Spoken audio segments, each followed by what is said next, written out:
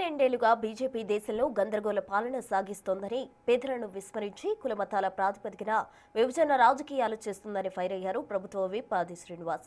స్వతంత్ర ఉద్యమం నుంచి వరకు నెహ్రూ, ఇందిరా, రాజీవ్ వంటి మహనీయుల అడుగుజాడల్లో దేశాన్ని కాంగ్రెస్ అభివృద్ధి పథంలో నడిపించిందని కొనియాడారు. గరీబీ హఠావో, ఉపాధి హామీ వంటి చారిత్రాత్మక పథకాలే కాంగ్రెస్ నిబద్ధతకు నిదర్శనమని, ప్రత్యేక తెలంగాణను అందించిన ఘనత కూడా తమ పార్టీదేనని ఆయన స్పష్టం చేశారు. రాహుల్ గాంధీ నాయకత్వంలో పేదల సంక్షేమమే ధ్యేయంగా ప్రభుత్వం ముందుకు సాగుతుందన్నారు ఆది శ్రీనివాస్.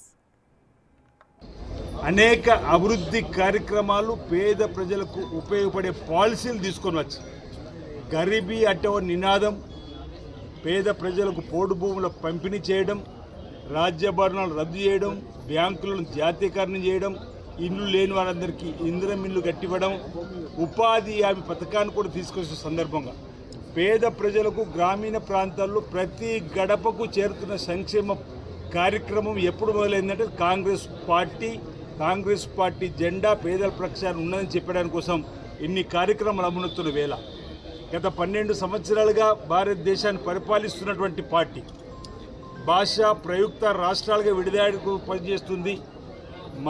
మతాల ఆధారంగా విడిదీయాలని ప్రయత్నం చేస్తుంది. ప్రభుత్వ రంగ సంస్థలకు ఉన్నటువంటి ప్రైవేట్ పరం చేసేటువంటి కార్యక్రమం ఉంది.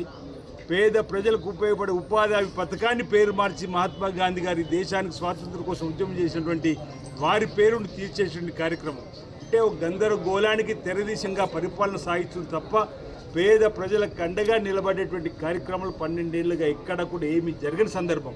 ఈరోజు చర్చలో కూర్చుంటే ఏ ఒక్కటి కూడా పేద ప్రజల గడపకు వస్తుంది ఎప్పుడయ్యామంటే కాంగ్రెస్ పార్టీ అయ్యామో. అలాంటి కాంగ్రెస్ పార్టీ ఆధ్వర్యంలోనే మన దేశానికి స్వాతంత్రం వచ్చింది. అదే కాంగ్రెస్